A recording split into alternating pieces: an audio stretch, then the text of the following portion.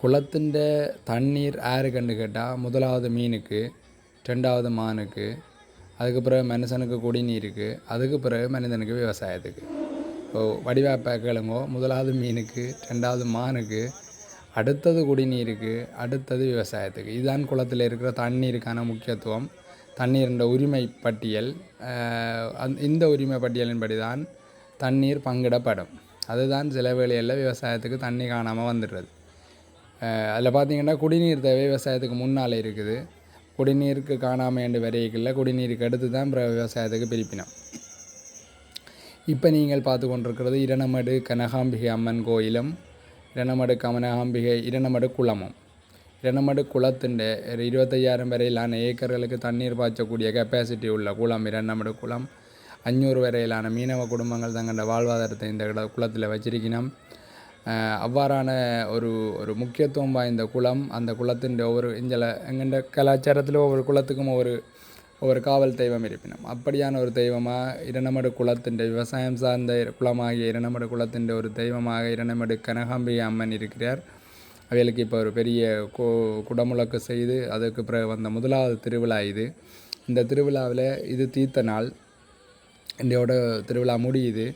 இதில் புது முயற்சியாக இன்றைக்கு என்ன செய்துச்சு நம்மன்னு சொன்னால், இந்த குளத்தில் மீன் பிடிக்கிற மீனவ மக்கள், நன்னீர் மீன்பிடி கூட்டுறவு சங்கத்தை சேர்ந்தவர்கள், அவர்கள் ஒரு புது முயற்சியாக தங்களுடைய ஒரு வழிபாடு அல்லது ஒரு வழிபாடு குளத்தின் மீதான தங்களுடைய ஒரு உரிமையை காட்டும் முகமாக ஒரு பறவை காவடி ஒன்று எடுத்து வந்துச்சு நம்ம இன்றைக்கு. இதில் என்ன விசேஷம்னா, இது படகுல வந்துச்சு. வளமையான பறவை காவடிகள் நீங்கள் டிராக்டரில் தான் பார்ப்பீங்களா, அதாவது உழவு இயந்திரத்தில்.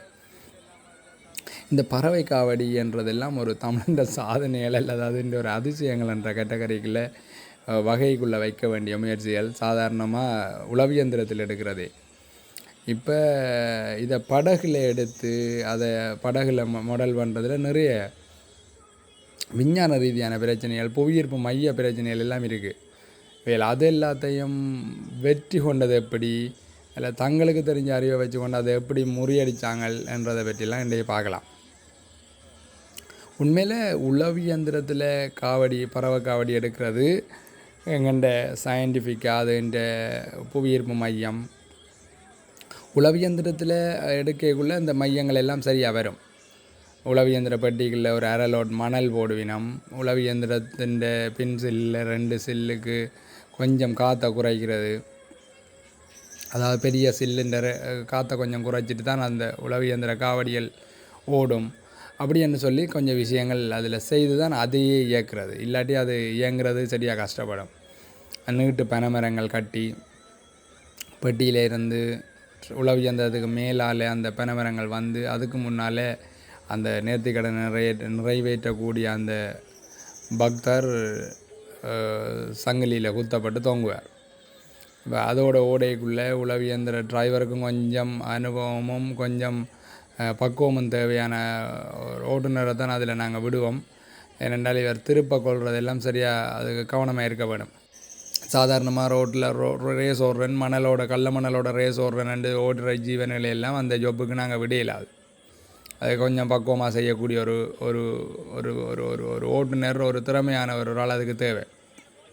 அப்படித்தான் பார்த்து உளவியந்திர பறவை காவடியை ஓடிக்கொண்டிருக்கிற போது இந்த மீனவ மக்கள் தாங்கள் படகுல பறவை காவடி எடுக்கிறோம்னு சொல்லி செய்த ஒரு முயற்சி உலகத்தில் முதலாவது முயற்சியாக இருக்கிறதோட ஒரு முதல் முயற்சியாகவும் ஒரு இனோவேட்டிவான இன்வென்ஷனான ஒரு புத்தாக்க முயற்சியாக பார்க்கப்படுது. இந்த முதல் முறை இந்த காவடி எடுக்கப்பட்டிருக்குது. அதில் நின்ற பல மக்கள் அடுத்தடுத்த முறையில் நிறைய காவடிகள் படகுல வர்றதை பார்க்கலாம். ஏன்னா இன்றைக்கு அவங்க சக்ஸஸாக முடிச்சுட்டினோம். அதால் அடுத்தடுத்த முறையில் நிறைய பேர் இந்த வகையான நேர்த்தி கடனை நிறைவேற்றக்கூடுமென்று சொல்லி கதைச்சது எங்கள்ட காதில் விழுந்தது. இதில் நீங்கள் பார்க்கக்குள்ளே உத்து பாருங்கள், இந்த படகுல ஓட்ட போடாமல் எப்படி இந்த ஸ்ட்ரக்சரை, இந்த மெட்டல் ஸ்ட்ரக்சர், இது இரும்பாலன்னு கல்வனைஸ் பாக்ஸ் பாரால் தான் இந்த பறவை காவடிக்குரிய இதை செய்திருக்கணும். இந்த இடத்துல பனைமரம் கட்டுப்படையில்லை. அப்போ எப்படி இதை கொண்டு போய் படகுக்குள்ளே பொருத்துறது என்றதோட பிறகு அதை எப்படி புவியீர்ப்புக்கு ஏற்ற மாதிரி பேலன்ஸ் பண்ணுற வரைக்கும் அவங்க கொஞ்சம் புத்திசாலித்தனமாக யோசிச்சுருக்காங்கன்னு தான் சொல்லணும். இல்லை ஓட்டையில் போட்டு படகுல ஓட்டையை போட்டால் உங்களுக்கு தெரியும் என்ன நடக்கும். அப்போ அதுக்கு ஓட்டையில் போடாமல் தான் இந்த பறவை காவடிக்குரிய செட்டப்பை அதில் நாங்கள் பொருத்த வேணும். அதை உள்ளுக்கு ஒரு ஃப்ரேம் வச்சு அந்த ஃப்ரேமோட இதை கொண்டு ஜாயின் பண்ணி அது வெளியில் வராத மாதிரி அதை செய்து முடிச்சிட்டோம். இந்த புவியீர்ப்பு மைய பிரச்சனைக்கு கீழே நிறைய வெயிட் கூட வேணும். அதுக்கு கீழே கொஞ்சம் மணலும் போட்டு அதுக்கு மேலே நாங்கள் இதில் பார்க்க தெரியும். அதில் நிறைய பேர் அதில் அமர்ந்து வந்தவைகள் நின்றா கூட அதில் பேலன்ஸ் மாறிடும். அதில் பின்பக்கங்களில் முன்பக்கம் இல்லாமல் பின்பக்கங்களில் இன்ஜின் பக்கத்தில் இந்த அவுட்போர்ட் இன்ஜின் பக்கத்தில் கிட்டத்தட்ட வரைகளை பார்த்து நாங்கள் ஒரு 4-6 பேருக்கிட்ட அதில் பின்பக்கத்தில் இருந்து வந்தவைகள். அவைகள் கொஞ்சம் அந்த வெயிட் பேலன்ஸை பண்ணி கொடுத்துருக்கணும்னு சொல்லி நாங்கள் எடுத்துக்கொள்ளலாம். வெயிட் அதுண்ட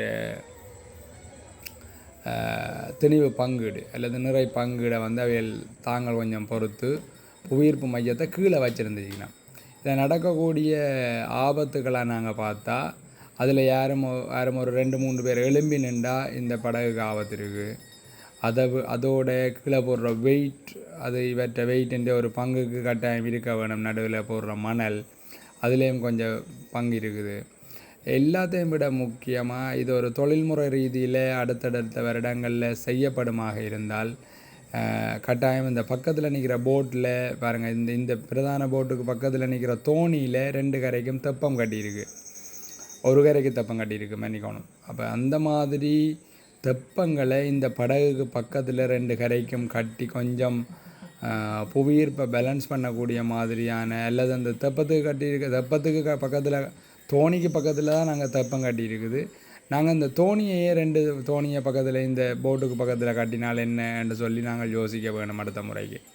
இதை நிறைய மக்கள் இதை பின்பற்ற போகிறார்கள்னு சொன்னால் இதில் சரி பிழைகள் எல்லாத்தையும் தாண்டி இது அவர்கள பக்தி சம்பந்தமானது, தங்கண்ட ஒவ்வொரு மக்களுடையும் வழிபாட்டு உரிமை சம்பந்தமானதுன்ற வகையில் அவர்கள் அவ்வாறான முயற்சியை தொடர்ந்து செய்ய போகிறோம்னு முடிவெடுத்தால் நாங்கள் அதுக்கு தீர்வு கொடுக்க வேண்டியது, சொல்யூஷன் கொடுக்க வேண்டியது எங்களோட கடமை. அதுக்கு தான் அவர்கள் எங்களை மாதிரியான ஆட்களை இலவச கல்வியில் படிப்பிச்சு வச்சுருக்கணும் தங்கண்ட டெக்ஸில். ஸோ நாங்கள் அவைகளுக்கு தீர்வு கொடுக்குமோமா நிச்சயமாக இப்படியான விஷயங்களை நாங்கள் அவைகளுக்கு முன்மொழிய வேணும்னு சொல்லி நாங்கள் கேட்டுக்கொள்கிறோம். இதை அவர்களும் பார்ப்பார்கள். இப்படி இவ்வாறான தோணிகளை 2 பக்கம், ஒரு பக்கமும் இல்லாமல் 2 பக்கமும் இவ்வாறான தோணிகளை கட்டி வைக்கிறதில் இந்த புவியீர்ப்பு மையம் பிழைக்காமையும் இது ரோல் ஓவர் ஆகிற, அதாவது ஒரு உருட்டுப்படுற இல்லை பிறண்டு போகிற ஆபத்தை கட்டாயம் குறைக்க வேணும். தண்ணிக்குள்ளே அப்படி ஒரு சம்பவம் நடக்குமாருன்னு சொன்னால் மற்றாக்கள் நீந்தி வரலாம். ஆனால் இதில் நிற்கிறவருக்கு தகுந்த பாதுகாப்பு கட்டாயம் கொடுக்கப்படணும். ஏன்னு சொன்னால் அவரால் அதில் நீந்தறையில் அது காலையெல்லாம் கட்டுப்பட்டிருக்கும், கொலைக்கியில் தொங்கி கொண்டிருப்பார்.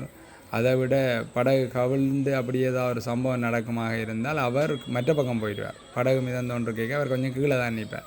இப்போ அதுக்கான ப்ரிகாஷன்ஸ் எடுக்கப்பட வேணும். என்ன ரஜிதன் நீங்கள் எப்படி கதைக்கலாம் என்று கேட்கலாம். அவர் அண்டைக்கு எடுத்து ஆடியவர் ஒரு இதுவும் இல்லாமல் அவர் கரை சேர்ந்துட்டார்.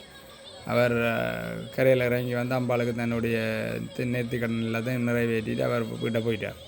ஸோ இன்னும் ஒரு சம்பவம் நடக்கக்குள்ளே நாங்கள் அதுக்கான ப்ரிகாஷன்ஸ் கொடுக்க வேணுமென்றது எங்கள் கடமையாக இருக்கிறதால நாங்கள் அதை சொல்ல வேண்டிய கடமைப்பாட்டில் இருக்கிறோம். அதால் தான் நாங்கள் இதை சொல்கிறோம். அப்படியான முயற்சிகளை அவைகள் எடுக்க வேணுமென்றதும் அதற்கு தகுந்த ஒத்துழைப்பு வழங்கப்பட வேணுமென்றதும் எங்கள்கிட்ட எதிர்பார்ப்பு.